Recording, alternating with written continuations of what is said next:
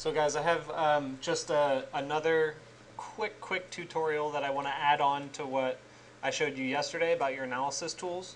So I mentioned that you have to have the one analysis that's pretty straightforward, right? You're just analyzing your floor plates and you're using the malleability of Grasshopper in order to be able to play with it so that it fits within the parameters.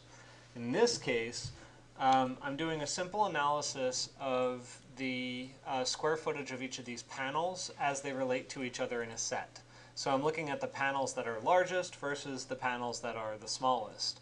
And it's a proportional relationship. So essentially what I've created is a gradient, okay? And that gradient is setting up, and you guys know how gradient works now, but to rehash how it works, it sets up a parameter for every color variation across the gradient, okay? And I don't know exactly how many numbers it goes through, how many possibilities there are, but the key is what it does is it takes your lower limit and your upper limit, and then it takes the number of, I would say the list of parameters, not the number of parameters, the list of parameters, and it just places it along the line somewhere, and then it colors it that particular parameter.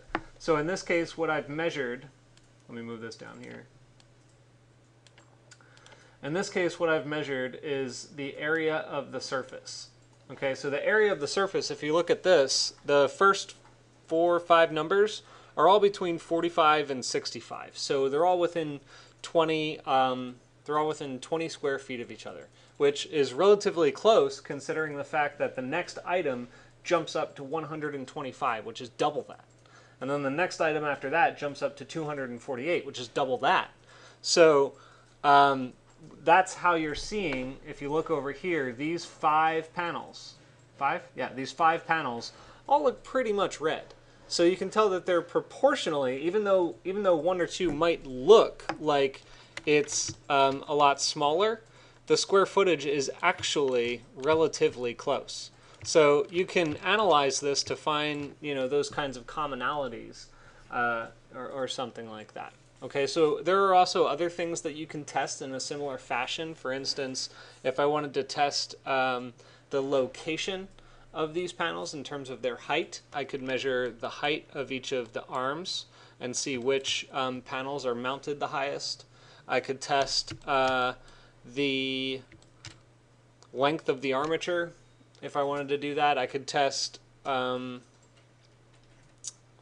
the angle of the armature and then show it in the actual, I could render the arm a certain color depending on what the angle is. So there are, actually I think all my angles are the same. Or no, I created different angles, that's right. So there are a number of different things that you can do with this, and so when you get to the point of assigning the secondary analysis, that's why I want you to come to me so that I can help you figure out exactly how to set up this pre-work information. In this case, it's just area information. It already existed, so it's relatively easy. And then what you're going to have to plug it into at the end to analyze it. And so, the last thing that I wanted to mention is that if you forget to graft both of these mesh color inputs, it's really going to give you a hard time. So I'm just throwing that out there. When you do this kind of gradient analysis, make sure you graft both of those inputs, or else you're going to be really, really confused. Okay? Any questions about that? Okay. I'll speak with you all individually in a short moment.